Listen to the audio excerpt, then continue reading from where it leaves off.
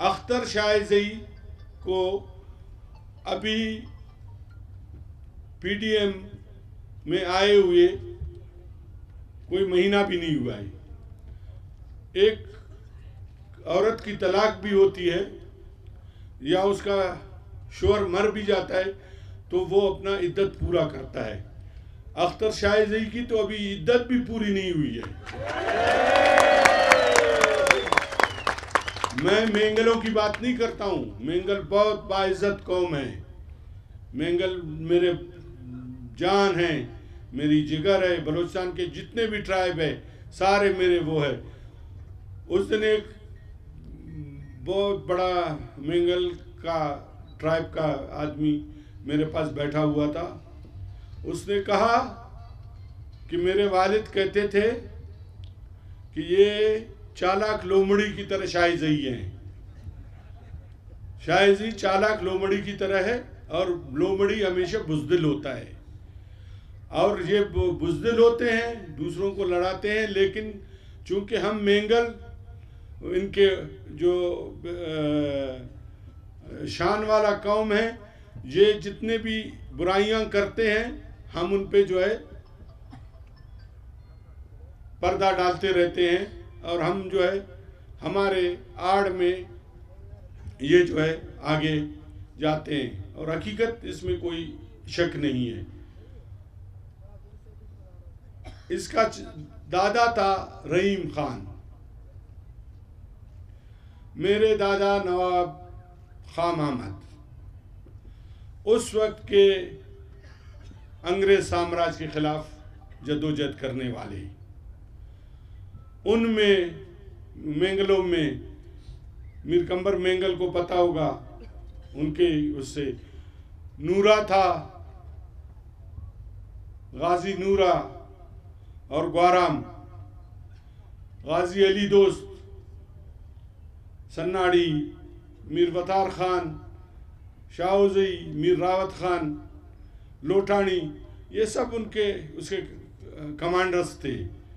और वो अंग्रेज़ों के खिलाफ सफ़ा आ रहा हो के सफ़े बना रहा था और फर्स्ट वर्ल्ड वार होने वाली थी। इसके दादा को अंग्रेज़ों ने कहा, मैं तारीख़ी बात बताना चाहता हूँ इसलिए कहता हूँ कि इसके साथ मेंगल कौम को जोड़ना मेंगल कौम की तौहीन है। और मैं यही इसको मशवरा दूंगा कि अपने आप को शाहज़ई लिखे, जो इसका वो है, मेंगल अपने आप को न लिखे। तो फिर इसका दादा वहाँ पर एजीजी वहाँ पर गया, एजेंट टू गवर्नर जनरल, आजकल हमारा गवर्नर हाउस है जो, वहाँ उस वक्त कर्नल बैठता था, उसको बोलते थे AGG, agent to governor general. वो वहाँ पर गए वड में, उस इलाके में, तो उसको कहा कि आप हमें भर्ती के लिए दें, क्योंकि चीफ ऑफ जालावान नवाब खां महमद थे, उन्होंने बगावत कर दिया है और बाकी सरदार सारे उसके साथ वो हो गए थे, मिल गए थे और उन्होंने बहुत बड़ी लश्कर, उस ज़माने में 10,000 लोग कहते हैं कि 10,000 की उसकी जो है लश्कर थी। उसमें तमाम जालावान के, सारावान के, ख़ासकर जालावान के सारे सब ट्राइबों के जो है लश्कर थे और अंग्रेज़ साम्राज्य के ख़िलाफ़ वो जदोजहद कर रहे थे। नूरा मेंगल की भी मैंने बात की, ग्वाराम की भी मैंने बात की, वो भी नवाब खां महमद के कमांडर्स थे। तो इसके दादा के पास गए, उन्होंने कहा कि हमें नौजवान भर्ती के लिए आप दें।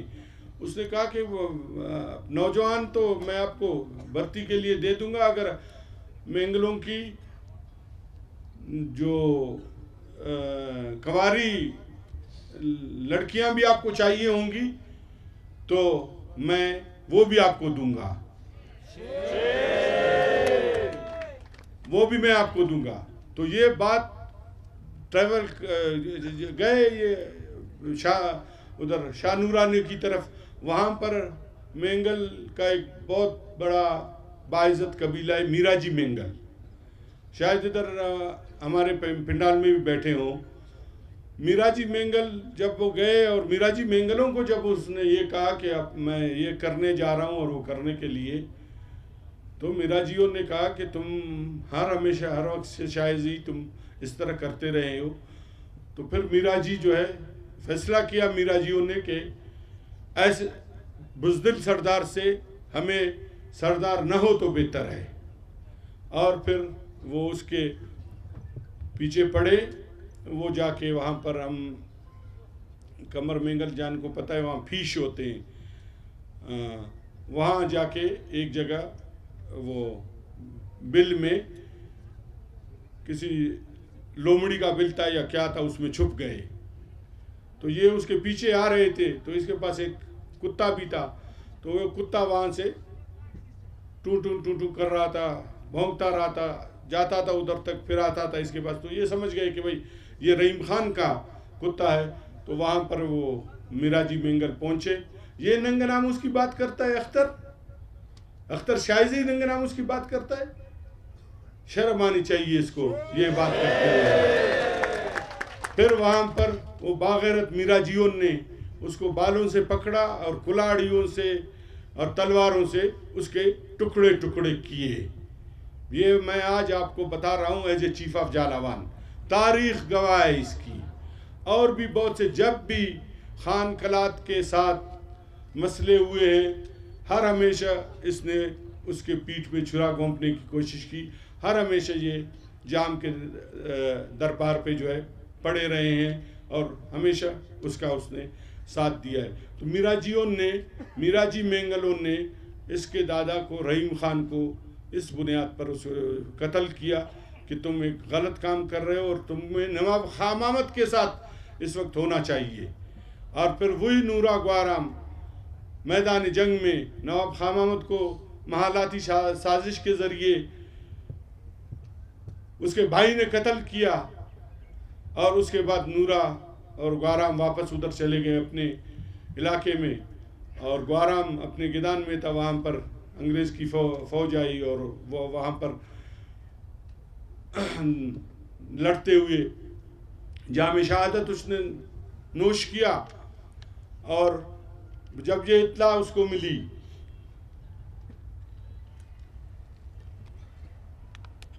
जब ये इत्तला मिली उसको नूरा को, तो नूरा ने आके वहाँ अंग्रेज़ों के रास्ता रोका और उनमें से अंग्रेज़ों से 3-4 उनके ऑफिसर टाइप के लोग थे, उन्हें शहीद करके फिर बाग के पहाड़ों में चला गया। फिर आखिर में वो पकड़ा गया और फिर उसको उन्होंने उम्र कैद दे के काला पानी करके रंगून भेज दिया। उस वक्त रंगून होता था, ये आजकल हम म्यांमार कहते हैं उसको, बर्मा का दारुल हुकूमत रंगून था।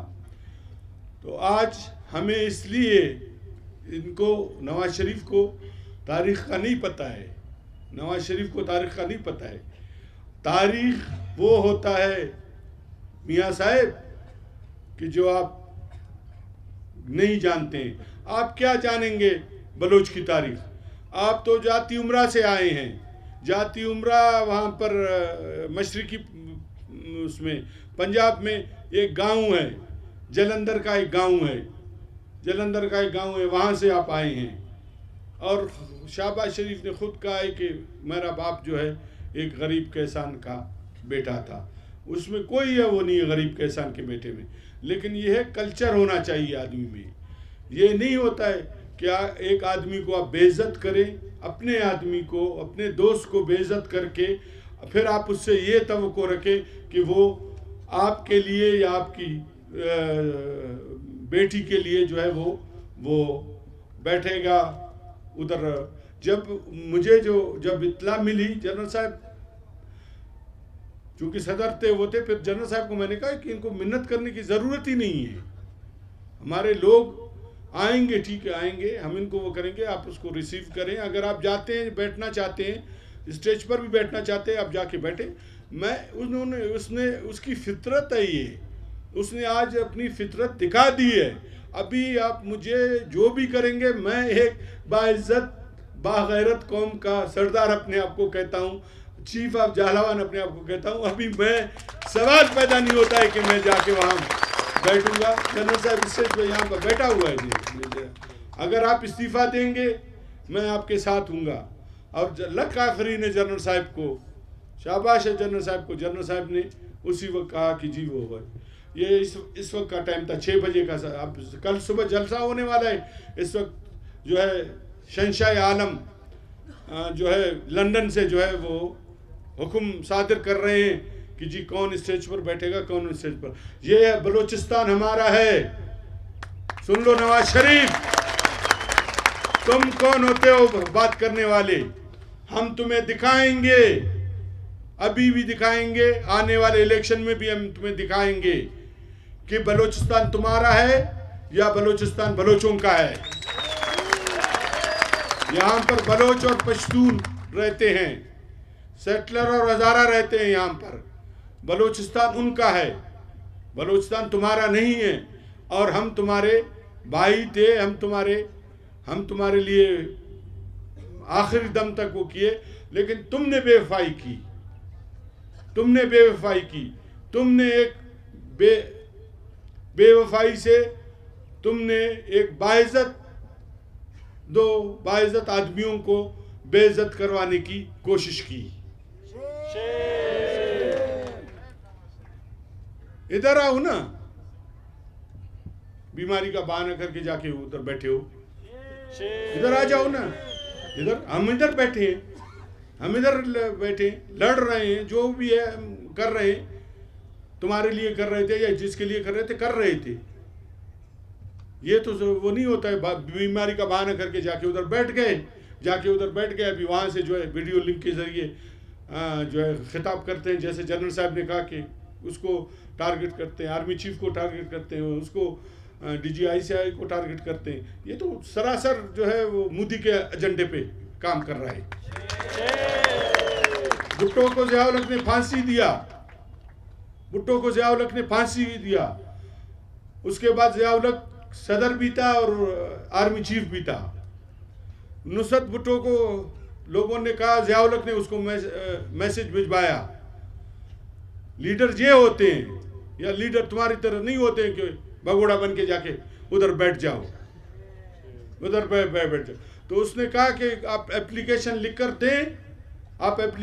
कर दें ज़िया-उल-हक को पार्डन के लिए, माफ़ी वो जो जिसको भी सजाए मौत मिलता है, आपको सबको पता है, वो आखिरी दरख्वास्त जो है वो सदर को देते हैं, फिर सदर की मर्जी है उसको माफ़ करे या न करे। तो भुट्टो को दिया, तो भुट्टो ने नुसरत भुट्टो को कहा कि अल्लाह ताला भी मुझे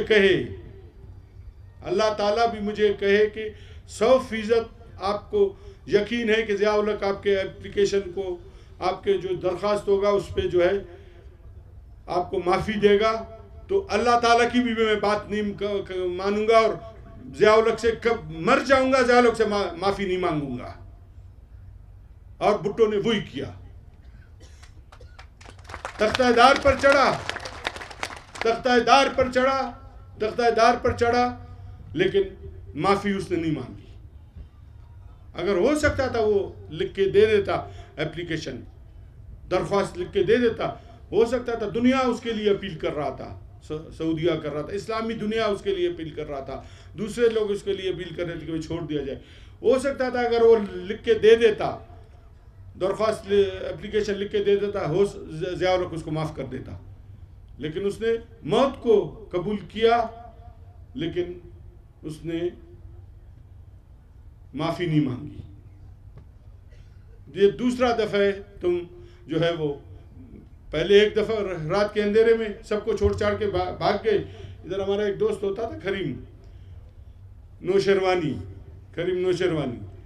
तो उसको कहा, उसने नवाज शरीफ ने जब आया तो वो बात करता है, तो नवाज शरीफ ने कहा, मुझे करीम साहब मैं आपको जानता हूँ, आप जो है आप मुझे छोड़ के चले गए थे। उसने कहा, भाई हम किधर के छोड़ के गए मियाँ साहब, आप हमें छोड़ के गए हैं। आप जो है आप हमको छोड़ के गए हैं, हम तो यहाँ पर रहे हैं। अब सुबह हमने अखबार जब सुबह अखबार उठाया, देखा मियाँ साहब जद्दा पहुँच गए हैं। जता पहुंच गए। अब हम इधर बेयार मददगार, फिर हमने जाके चौधरीयों का जो है दामन पकड़ लिया कि भाई अब ये क्या करें, हम क्या कर सकते हैं, ये तो हमें छोड़ के चला गया, हम तो यहीं बलूचिस्तान में रहते हैं, यही पाकिस्तान में ही रहते हैं, हम तो कहीं नहीं गए हैं।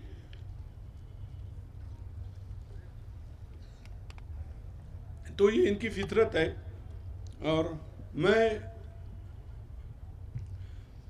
इंशाल्लाह हम बलूचिस्तान की सरजमीन पे, जैसे मैंने कहा, बलूचिस्तान की सरजमीन पे रहने वाले लोग हैं, हम किसी से खैरात नहीं मांगते हैं, हम इज़्ज़त मांगते हैं, हमारे लोग इज़्ज़त मांगते हैं, हमारे बलूचिस्तान के अवाम जो है वो इज़्ज़त मांगते हैं। ये तुम्हारे GT रोड के चूड़े चमारों की तरह नहीं है कि जी उनको टिकट का लालच होगा, जो है उसको वो जो है तुम्हारे जो भी कहोगे तुम उसको, चूँकि वोट तुम्हारे हैं इसलिए जो भी तुम कहोगे उसको वो होगा।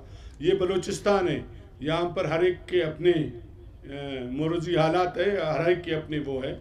अभी मैं चैलेंज करता हूँ तुम्हें, मैं तुम्हें बताऊँगा कि तुम एक सीट भी मुझे निकलवा के यहाँ से जितवा के मुस्लिम लीग नून के टिकट पर जितवा कर दिखा दें तो फिर बैठ के बात करेंगे।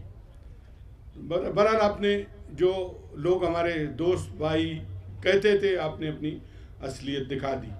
अख्तर शाही जी की तो बात मैंने, और भी बहुत सारे मेरे साथ वो हैं, क्योंकि मेरा गला मुझे इजाज़त नहीं देता है। नवाब अकबर बुगटी के साथ जो किया अख्तर शाही जी ने, हम डेरा बुगटी गए, वहाँ पर एक तजवीज़ पेश की गई और वो तजवीज़ थी कि भाई 2.5 साल आपका बेटा होगा, 2.5 साल अख्तर शाही से नहीं होगा, BNP से कोई होगा, BNP से। तो अताउल्लाह उसको बनाना चाहता था, क्योंकि मैं सारे इधर उधर फिरता रहा, मुझे साजिश करके अख्तर मेंगल ने और उसके अवारियों ने इलेक्शन में गिरा दिया 70 वोटों से। फर्स्ट टाइम जो है 88 से मैं इलेक्शन करता आ रहा हूँ। अख्तर मेंगल के साथ जब मैं इकट्ठा हुआ तो फर्स्ट टाइम मैं उस इलेक्शन में मैं हार गया, मतलब हरवाया गया इनके साजिशों की वजह से। खैर उसके बावजूद भी हमने कहा कि चलें ठीक है, गए हम उधर। फिर नवाब बुगटी ने कहा कि मैं कराची आता हूँ, कोयटा आता हूँ, आप लोगों को करता हूँ। फिर यहाँ कोयटा आए, फिर यहाँ पर हमने गवर्नमेंट साजी की, अख्तर मेंगल को चीफ मिनिस्टर बनाया। उसके बाद जूं दिन नज़दीक आते गए, अख्तर मेंगल का रवैया जो है और उसका और उसके वालिद का बदलने लग गया। तो मैंने कहा अख्तर ये नहीं करो, मैं जाके बात करूँगा। नवाब बुगटी रिवायती आदमी है, मैं भी रिवायती आदमी हूँ, वो रिस्पेक्ट करता है मेरा। अगर आपको 2.5 साल और चाहिए, मैं बात करूँगा उससे और मैं वो एक्सटेंशन आपको एक्सटेंशन लेके दूंगा। खैर ये नहीं मानी इन्होंने, आपके सामने अभी की बात है, तारीख किसी से नहीं ढका छुपा है। और उसने फिर नवाब बुगटी को जलील किया, उसके बेटे को सलीम बुगटी को अपने कैबिनेट से उसने पोर्टफोलियो उनके छीने, मिनिस्ट्रियाँ उनकी छीनी। फिर भी नवाब बुगटी ने कहा कि मुझ पे नैब के ज़माने में जिस तरह इन्होंने इल्ज़ाम लगाया, अब भी फिर मेरे ऊपर वो इल्ज़ाम लगाएंगे। तो उससे पहले हमने इस्लामाबाद में थे, तो हम वो अपने बहन के शेर अली मज़ारी है, उसका बहन का लड़का उसके घर में रहता था। तो वो एक डॉक्यूमेंट्स लेके आया और उसमें 2.5 साल का वो था। तो उस पर उन्होंने कहा कि दस्तखत करी, उस पर मैंने भी दस्तखत किया, हासिल खान मरूम ने भी दस्तखत किया, और उधर से अख्तर मेंगल ने भी दस्तखत किया, सरदार अताउल्लाह ने भी दस्तखत किया। यहाँ से उसकी तरफ से नवाब बुगटी ने उस पर दस्तखत किया, सलीम ने दस्तखत किया, शाहिद बुगटी ने दस्तखत किया, एक और पार्टी के उसके कोई दोस्त थे वो उन्होंने दस्तखत किया। तो फिर वो ये पहले की बात है, जब गवर्नमेंट फार्म की उन्होंने, फार्म करने के बाद मेरा ख्याल हम इस्लामाबाद गए थे, 1-2 हफ्ते की बात है। तो फिर जब जूं जैसे जैसे दिन जाते गए तो मैंने अख्तर को बोला कि ये नवाब बुगटी के घर में ये गवर्नमेंट बनी है और इसका फाउंडर जो है नवाब बुगटी है, आप मेहरबानी करे नहीं करे, ये जो आपने एक ईंट अगर यहाँ निकाला, इसका एक ईंट अगर आप यहाँ से निकालोगे तो ये बुनियाद जो है आपकी गवर्नमेंट की बुनियाद हिल जाएगी। और ये मुल्ला और ये उस वक्त नवाज शरीफ का होता, उसमें नवाज शरीफ बेदबार आदमी है, ये आपको अभी तक वो नवाज शरीफ को वो है कि मैंने उसके गवर्नमेंट को जो है वो गिराया है। भाई तुमने उसको गवर्नमेंट को गिराया है जो भी है, लेकिन जो भी किया है तुमने, तो उसका जो है वो बदला हमसे तो न लो, हमसे तो न लो। खैर उसके बाद नवाब बुगटी यहाँ पर आए, उसके पार्टी ने, सेंट्रल कमेटी का उसने अपना पार्टी का बुलाया, सेंट्रल कमेटी ने फैसला किया कि भाई जब तक वो खुद नहीं निकालेंगे आपको, आपने नहीं निकलना है, आपने नहीं निकलना है। और वो नहीं निकले, फिर उनके मिनिस्ट्रियाँ छीन ली गई। आखिर में सरदार अताउल्लाह साहब लंदन चले गए, अख्तर मेंगल को कहा कि सैक कर दो इनके बेटे को, सलीम बुगटी को, और 2 मिनिस्टर 3 मिनिस्टर और थे। अख्तर मेंगल ने अपने 5 साल के लिए जो है 5 साल अपना चीफ मिनिस्ट्री के लिए, बहुत उसके किस्से हैं हमारे पास, 5 साल के अपनी चीफ मिनिस्ट्री के लिए उस बूढ़े आदमी से, सफ़ेद रीश आदमी से, जो कबायली आदमी था, मतलब रिवायत का पासदार आदमी था, रिवायतों का पासदार आदमी था, उसके बेटे को, दूसरे उनके मिनिस्ट्रियों को उसने सैक किया। 5 साल के चक्करों में अल्लाह का करना क्या हुआ, यहाँ पर वो कन्वेंशन था, उस कन्वेंशन में सरदार अताउल्लाह उठा, अख्तर उठा, एटमी धमाके हुए थे, तो लोगों ने क्वेश्चन करने शुरू किए हाल में कि भाई एटम बम का धमाका हुआ है, ये है वो है। तो अख्तर ने कहा कि एटम बम के अगर धमाका होता तो मतलब ताबकारी होती तो मेरे जिस्म पे वो नहीं होता, गोश्त नहीं होते, मेरे जिस्म की हड्डियाँ होती अभी इधर। उसके बाद सरदार अताउल्लाह उठा, मैंने कहा आप बैठो। अब खैर सरदार बहादुर खान ऐसे बैठा हुआ था सामने, बहादुर खान बंगलजई था, आगा मूसा था, मीर इसरार था, दूसरे सारे जो उसके कैबिनेट के लोग थे। तो जो उसके मुंह में आया वो उसने किया। तो उसके बाद उसकी पार्टी टूटी, तो फिर ये जाके इस्लामाबाद में बैठ गया कि नवाज शरीफ कुछ मेरे लिए करेगा, कुछ नवाज शरीफ मेरे लिए करेगा, कुछ नवाज शरीफ मेरे लिए करेगा। 1 महीने तक वहाँ बैठा रहा तो कुछ नहीं हुआ, नवाज शरीफ ने कुछ नहीं किया उसके साथ। तो अल्लाह का करना देखे, 2.5 साल भी उसके पूरे नहीं हुए, 2.5 साल भी उसके पूरे नहीं हुए, और वो 18 महीने में रिज़ाइन देके चला गया। उसके बाद आप लोगों को याद होगा, पढ़े लिखे लोग हो, नवाब बुगटी का स्टेटमेंट आया था कि ये जो है कौम परस्त नहीं, पेट परस्त है। याद है आप लोगों को? कौम परस्त नहीं, ये पेट परस्त है। पेट परस्त जो है आपस में लड़ गए हैं, पेट के लिए आपस में लड़ गए हैं। तो और वो ये कहता था, फिर एक दफ़ा गया वहाँ पर, उसने कहा कि जी डेरा बुगटी में 1 गोली चलेगी, 1 रॉकेट चलेगी, तो डेरा बुगटी में जो है, उसमें जालावान में जो है 100 रॉकेट चलेंगे। यहाँ से जो है काफिले जो है डेरा बुगटी के लिए जाएंगे।